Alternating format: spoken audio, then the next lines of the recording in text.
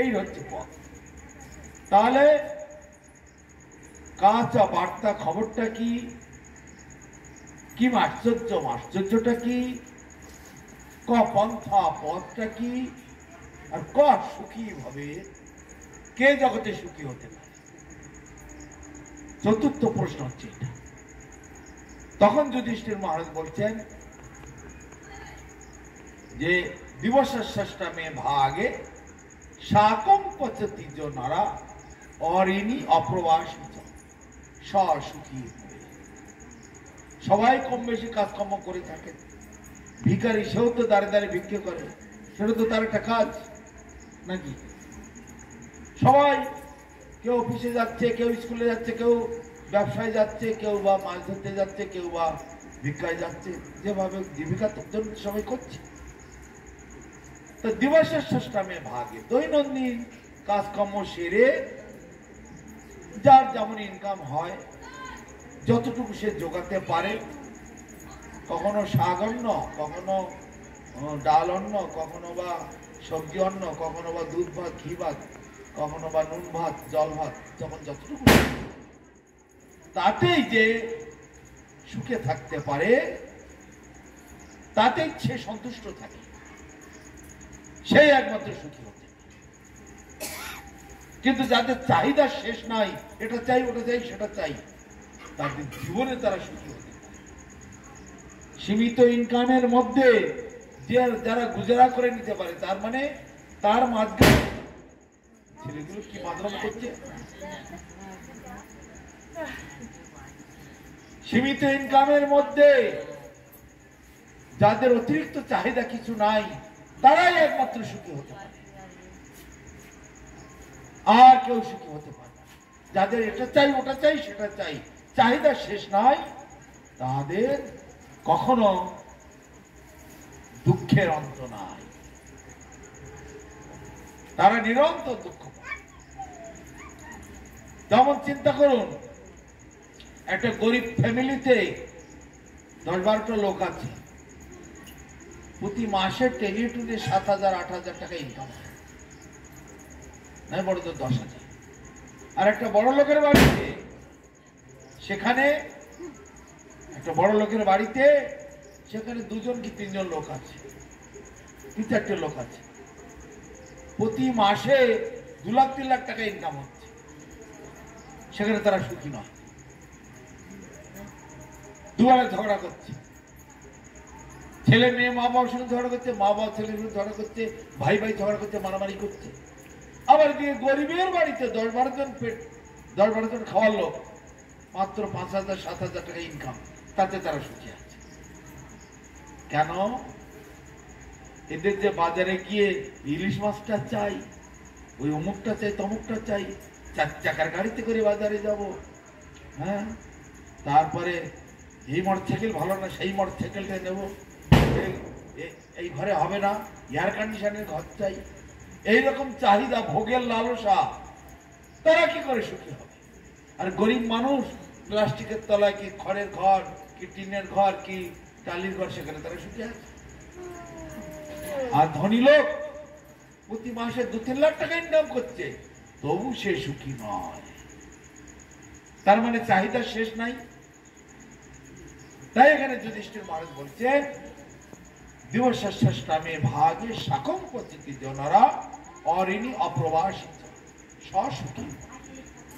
দৈনন্দিন কাজকর্ম সেরে যার যতটুকু ইনকাম, তাতেই সন্তুষ্ট, তাতে সে গুজারা করে নিতে পারে, গুঞ্জাইশ করে নেয়।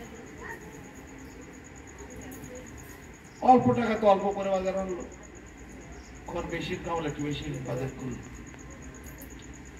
তারাই একমাত্র সুখী থাকবে। তাহলে সুখ শান্তি আমাদের হাতের মধ্যে। ভগবান গীতাতেও বলছে, তুমি তোমার বন্ধু, তুমি তোমার শত্রু। হে অর্জুন, তুমি একমাত্র তোমার বন্ধু, আর তুমি তোমার শত্রু। যতটা উপকার তুমি তোমার জন্য করতে পারো, এতটা উপকার অন্য কেউ করতে পারে। আর তুমি তোমাকে যতটা ক্ষতি করতে পারো, এতটা ক্ষতি দ্বিতীয় কেউ করতে পারে। এই ছেলেপিলেগুলো স্কুলে ভালো পড়তে চায় না, দিন রাত মোবাইল নিয়ে খেলছে। কেন? মোবাইলের মধ্যে তার এখন মন প্রাণ ঢুকে গেছে। মোবাইল কেড়ে নিলেই তো এদিকে যেন বলছিল মায়ের মাথায় কাঠ দিয়ে মেরেছে নাকি ফুলের টপ নিয়ে ছুঁড়ে মেরে দিয়েছে। মোবাইলটা কেড়ে নিয়েছে, পড়াশোনা বাদ দিয়ে মোবাইল, মাটাকে বের দিয়েছে। চিন্তা কর,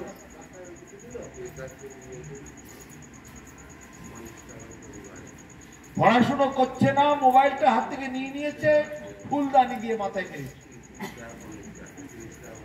আর একদম ভালো কথা বলেছে, আজকাল ছেলেপিলের হাত থেকে মোবাইল কেড়ে নিলে কিরকম হয়, যেমন আইসিইউতে ভর্তি রোগী, আসন্ন মৃত্যু রোগী, মুখে অক্সিজেন মাস্ক লাগিয়ে রাখে না, এদিকে স্যালাইন চলছে, মুখে অক্সিজেন, মুখে তো অক্সিজেনটা সরিয়ে দিলে যেমন ছটফট করা শুরু করে, এদের এই মোবাইলটা কেড়ে নিলে ছেলেপিলেগুলো সেরকম ছটফট করে। এখন এই দোষটা কার? মা বাবাই হচ্ছে শয়তান, দুষ্টু। মা বাবাই হচ্ছে এই কলিযুগে সব থেকে বড় শত্রু, হচ্ছে মা বাবা। সব আমার মুখ ভারী করে বসে থাকবে, মুখ ভারী হবে। 10 টাকা 5 টাকা একটা ছেলে একটু করে আদর করবো না? আরেকখানা কথা মনে পড়ে গেল, কুরুক্ষেত্রের যুদ্ধের পরেতে যখন পাণ্ডবগণকে সঙ্গে নিয়ে কৃষ্ণ ভ্রমণ করছেন আর গল্প সল্প করছেন, কৃষ্ণ কথায় কথায় বলে ফেলেছেন, আমি আর অল্প দিন পরে আমি ধরাধাম থেকে চলে যাব, গিয়ে তারপরে তোমরা সব ভালোভাবে জগৎ চালাবে। গিরিরাজ গোবর্ধন আছে, গোবর্ধনের সেবা করবে, সমগ্র ব্রজবাসী তথা সবাই কি যা উপদেশ দিয়ে গেলাম সেই মতো ভাবে তোমরা সব করবে। এইভাবে ভগবান সকলের সঙ্গে গল্প করছেন। আর কলিযুগ ভয়ঙ্কর, তার মূর্তি, তার রূপ বড় বড় ভয়ঙ্কর। এই কলিযুগেতে জীব কেউ সুখী হতে পারবে না। যারা বহির্মুখী হবে, একটাই মাত্র পথ আছে কলিযুগেতে, হরিনাম। হরিনামকে বাদ দিয়ে যারা নানান দিকে ঘুরবে, তারা কেবল দুঃখই পাবে। কলি কলহ প্রিয়, কলিযুগ মানে কলহের যুগ, বিবাদমান যুগ, রোগ ব্যাধির যুগ, হিংসা বিদ্বেষের যুগ, ভাই ভাই ঠাই ঠাই স্বামী স্ত্রী ঝগড়া, তারপরে দেশে দেশে ঝগড়া, রাজায় প্রজায় ঝগড়া, নেতায় নেতায় ঝগড়া, মারামারি মারামারি, খুনোখুনি, হিংসা, দম্ভ, এইসব আমি কলি ভূষণ। সেই সব অকল্পনীয় ব্যাপার। তখন পাণ্ডবেরা বলছে, হে প্রভু, হে কেশব, একটা দয়া করে বলুন না কলিযুগটা কেমন হবে, এই কলিযুগটা কেমন হবে, দয়া করে একটু বলুন না, ভালো করে খুলে বলুন। তখন বলছে, ঠিক আছে, আগামীকাল সকালবেলা তোমরা বেরোবে এই বনের মধ্যে, 5 ভাই 5 দিকে চলে যাবে, বনের ভেতর থেকে ভালো করে ঘুরে সন্ধ্যেবেলা আসবে, এসে কে কি দেখেছো আমাকে বলবে, তারপরে আমি তোমাদের ব্যাখ্যা করে বুঝিয়ে দেব।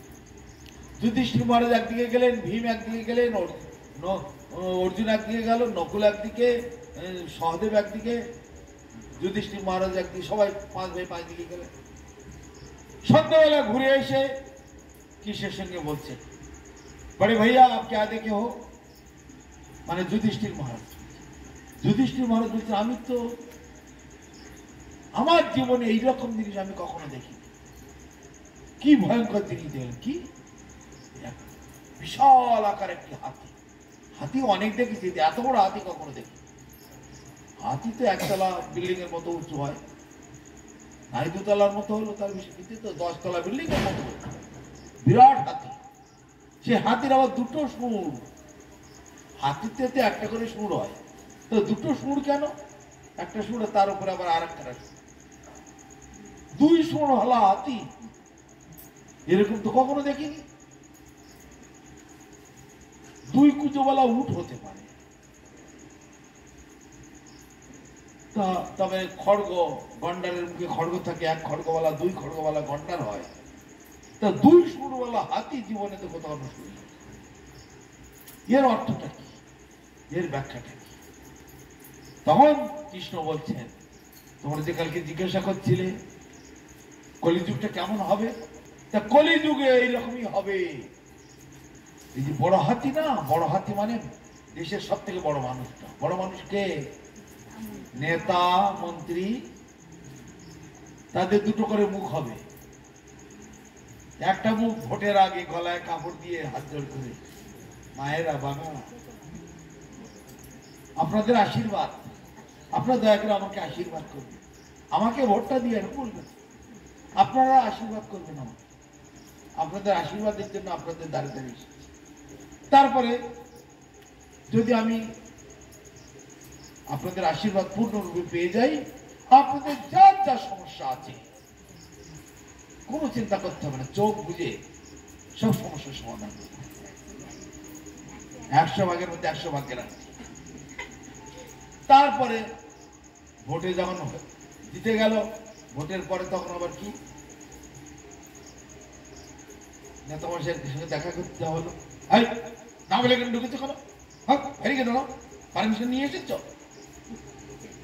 বাইরে কি লেখা আছে, বিনা অনুমতিতে প্রবেশ নিষেধ, ঢুকলে কেন? কোথা থেকে এসেছো তুমি? অমুক গ্রামে অমুক, কেন সেই এলাকার লোক নেই? তোমার সেই অঞ্চল প্রধান কোথায়, তোমার সেই কোথায়, ও কোথায়, সে কোথায়, জিজ্ঞেস করতে যাও, তার কাছে যাও, কি সমস্যা তোমার, সেখানে বলো কি।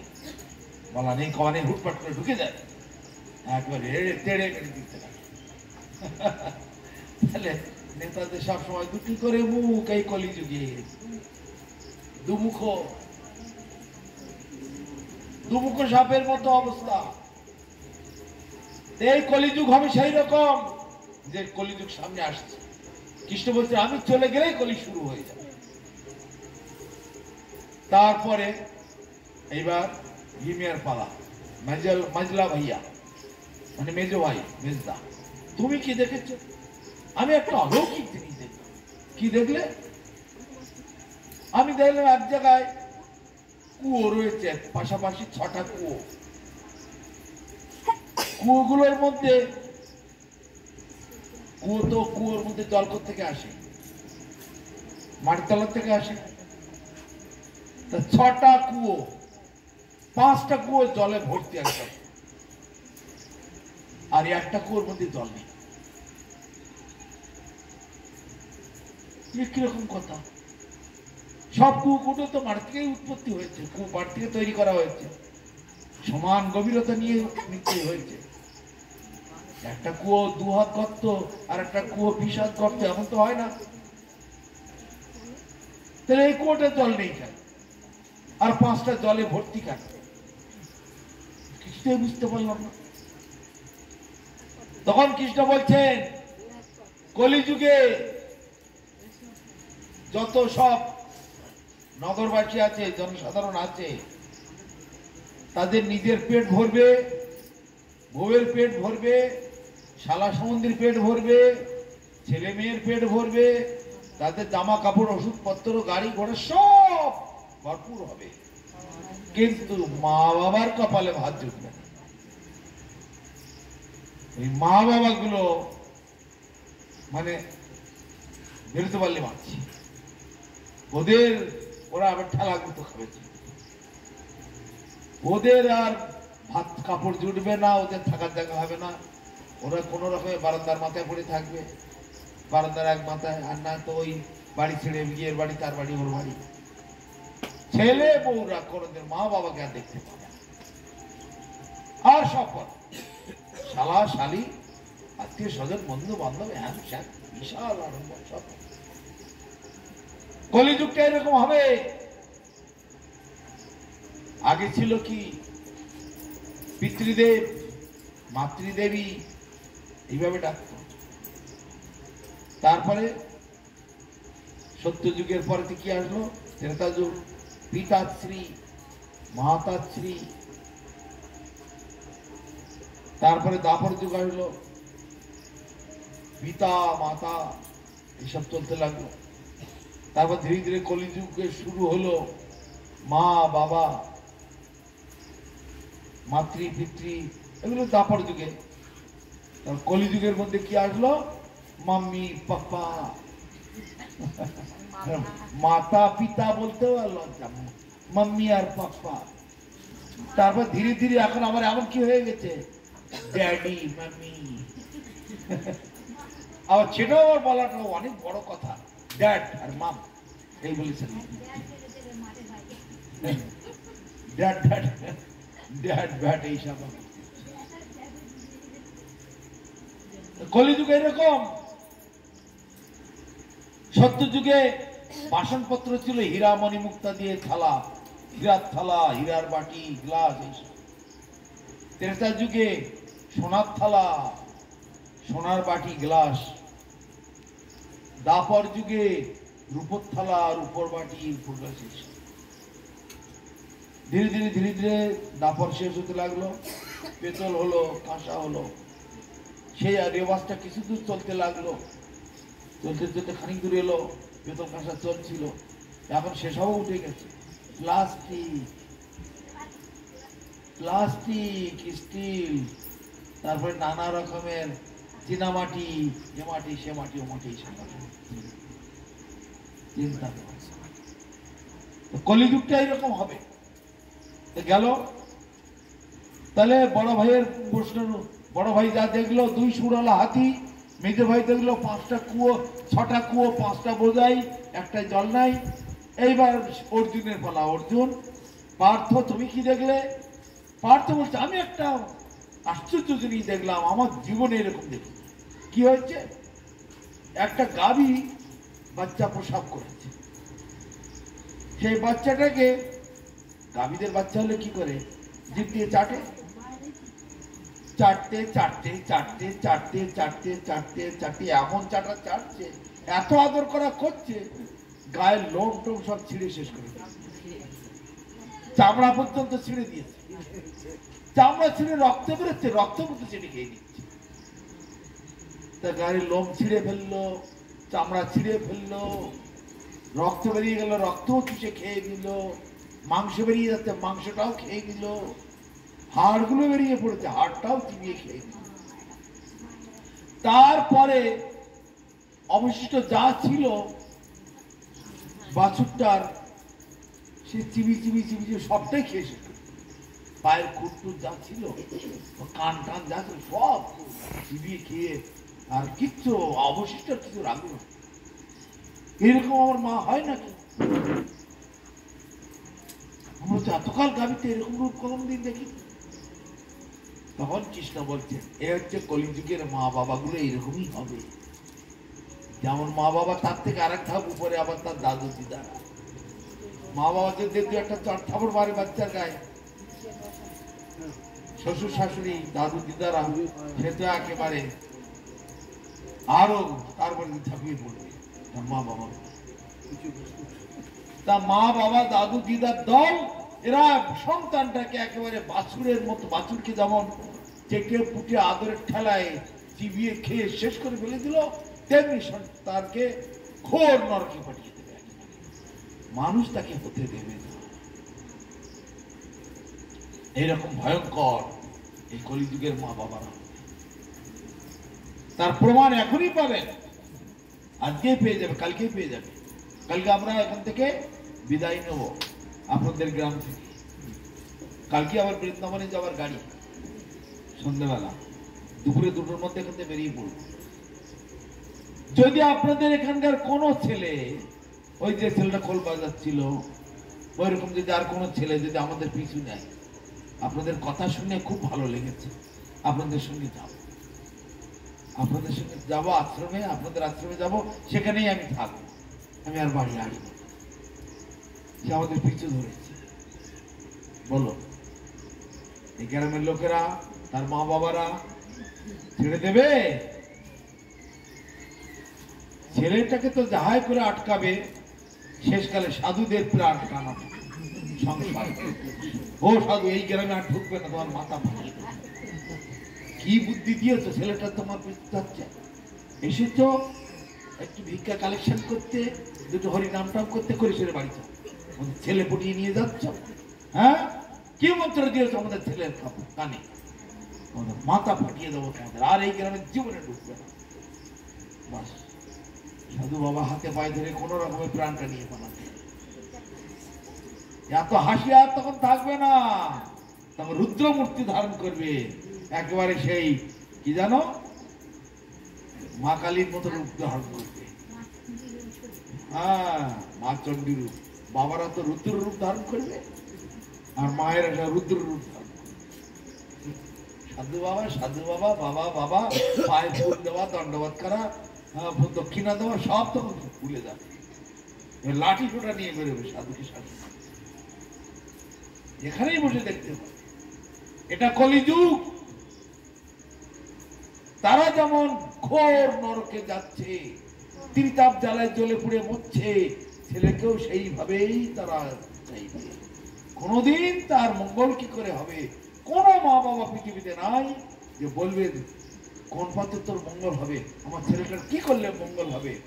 কোন মা বাবা এই কথা বলতে পারে না। এই যাই কদিন বসে আছি, কোন মা বাবার এই প্রশ্ন নেই কোন পথে গেলে, কি করলে, কিভাবে চললে আমরা সুখী হতে পারবো, আমাদের কল্যাণ হবে, আমাদের মঙ্গল হবে, আমাদের ভালো হবে। কেউ এ প্রশ্ন করতে পারে না, কেউ না। একবারে শিশু থেকে শুরু করে বুড়ো পর্যন্ত কারোর মধ্যে এই প্রশ্ন নেই। বড়দের একটুখানি ছেলে মাথা একটা আশীর্বাদ না, আমার মেয়েরকে একটা আশীর্বাদ করে দিন, আমার বাচ্চাটাকে আশীর্বাদ করে দিন, আর রোগ ব্যাধি মোটে ছড়াচ্ছে না, একটু মাথায় হাত দিয়ে দিন, আশীর্বাদ করে দিন। এই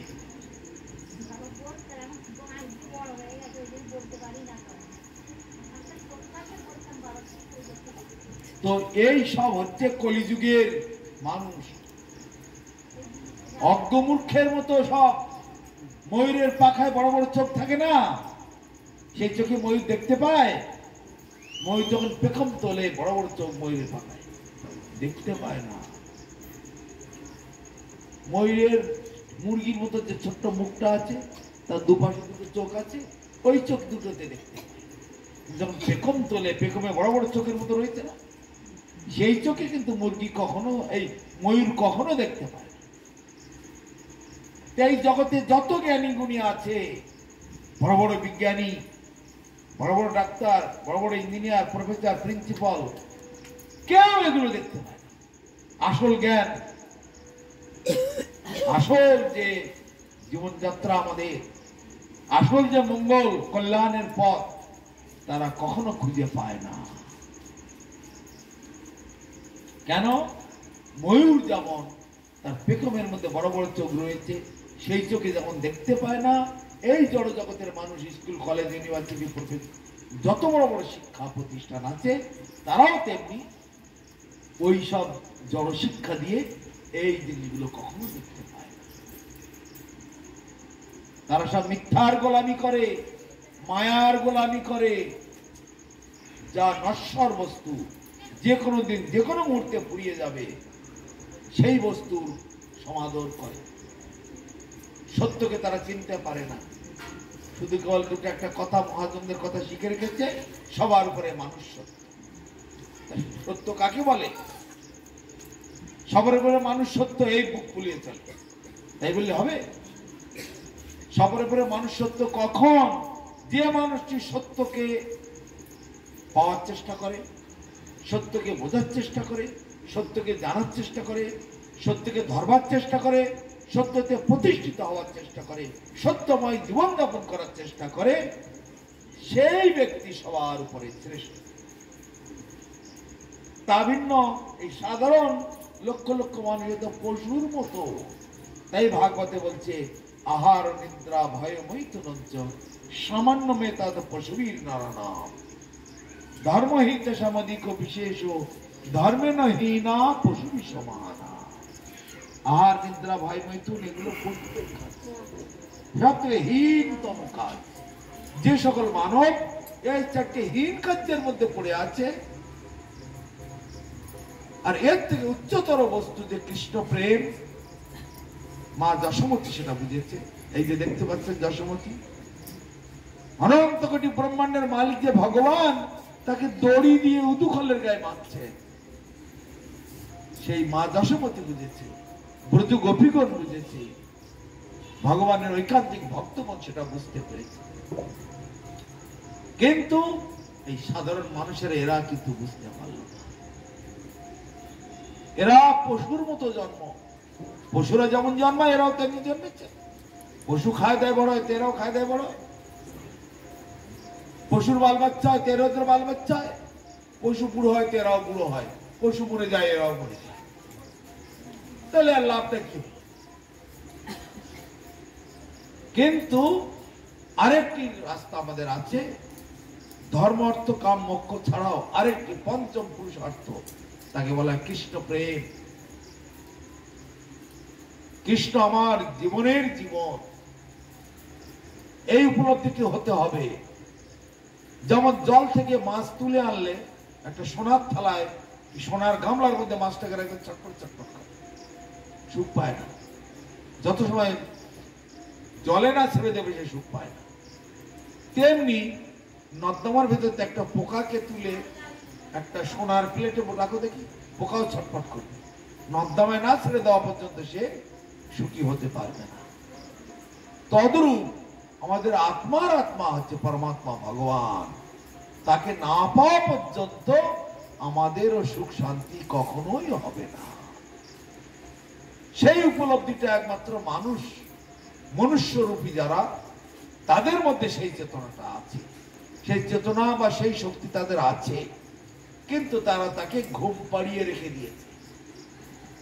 তারা কিছুতেই তাকে জাগাতে চায় না। কেন? জাগাতে গেলে আমার ভোগে বাধা পড়ে যাবে। সাধুদের কথা শুনতে গেলে আগেই তো সাধুরা বলবে মাছ মাংস খাওয়া যাবে না, বাস ওইটাই তো আমাদের বড় সমস্যা। মদ গাঁজা বিড়ি সিগারেট এসব খাওয়া যাবে না, বিশাল বড় সমস্যা। তারপরে আবার কি বলবে, একাদশী করো, কার্তিক ব্রত করো, হরিনাম করো, মালা জপো, হরে কৃষ্ণ করো। হ্যাঁ, এইসব আবার সম্ভব নাকি আমাদের দ্বারা? এই সাধুদের এইসব ফালতু কাজ। এই তাহলে সবার উপরে মানুষত্ব হলো কি করে? কোনদিন এরা সেটা পারবে না। কিন্তু মানুষের মধ্যেই সে ক্ষমতা আছে, সেই যোগ্যতা আছে, কিন্তু মানুষ সেটা কিছুতেই সেই জিনিসটা নিতে পারছে না। পাচ্ছে, আবার কিছু কিছু লোক পাচ্ছে। কারা? যেন জন্ম সতেই পূর্বং বাসুদেব সমর্চিত তন্মুখে হরিনামানি সদা তিষ্ঠন্তি ভারত। তিনি শত শত পূর্ব জন্ম থেকে ভগবান বাসুদেবের পূজা করেছেন, অর্চন করেছেন, তার নাম গুণগান কীর্তন করেছেন, সাধু সঙ্গ করেছেন, একাদশী ব্রত করেছেন, এই কার্তিক ব্রত, দামোদর ব্রত, উজ্জ ব্রত সব পালন করেছেন। তারাই পারে, বা সদ্গুরু চরণাশ্রয় করেছিলেন, তারাই এই জন্মে আবার সদ্গুরু চরণাশ্রয় করতে পারবে, আবার তারা পূর্ব জন্মের মতো হরিনাম করতে পারবে। আর অন্যেরা পারবে না, অসহ্য লাগবে, এখানে আসতেই পারবে না, আসতেই তাদের কষ্ট। আশেপাশে দূরে বসে বসে আর কি দেবে, ফাজলিমি করবে, টোন কাটবে, নানা রকম সমালোচনা করবে। কিন্তু এই নাম যজ্ঞের স্থল, এটা যজ্ঞের স্থল, এটা এখানে আসতে পারবে না। বাঘ যজ্ঞ বলা হয় একে, ভগবানের কথারূপী যজ্ঞ। নাম যজ্ঞ, বাঘ যজ্ঞ, আর হচ্ছে হবন যজ্ঞ, যেটা যুগে যজ্ঞটুকু করা হতো না, সেই যজ্ঞ। তা যাই হোক, এই ভগবানের নাম যজ্ঞের স্থল, এখানে তারা আসতে পারে না ওই কারণে। তাই কলিযুগের দশা এটাই। তাহলে যুধিষ্ঠির, ভীম আর অর্জুন, তিনজনের প্রশ্ন তো শোনা হলো। এবার নকুল, তুমি কি দেখেছো ভাই? তো নকুল বলছে, আমি একটা অলৌকিক জিনিস দেখলাম। কি? আমি যখন গঙ্গার খানা দিয়ে আসছিলাম, একটা মরা ভেসে যাচ্ছিল। মানুষ ভরে কিছু জলে ফেলে দিয়েছে, পচে ঢোল হয়ে গিয়েছে, মোটা ফুলে মোটা হয়ে গেছে, কি দুর্গন্ধ, বাপরে বাপ। আর পোকা হয়েছে, বড় বড় পোকা তাতে চলছে। আর সেই পোকার উপর একটা পাখি বসেছে, পাখির গায়ে আর হরে কৃষ্ণ লেখা। পাখির গায়ে হরে কৃষ্ণ লেখা, পাখির গলায় আবার তুলসীর মালা আছে, আর কপালে তিলক করা পাখিটা, সারা গায়ে হরে কৃষ্ণ লেখা। সে মলার উপরে বসে বসে পোকাগুলো খুঁটে খুঁটে খাচ্ছে। দেখি আমার ঘেন্না লাগতে লাগলো। হরে কৃষ্ণ লেখা, কপালে তিলক, গলায় মালা, কি সুন্দর দেখতে পাখিটাকে, পোকা খাচ্ছে মরার উপরে বসে বসে। এটা কি করে বিশ্বাস করে?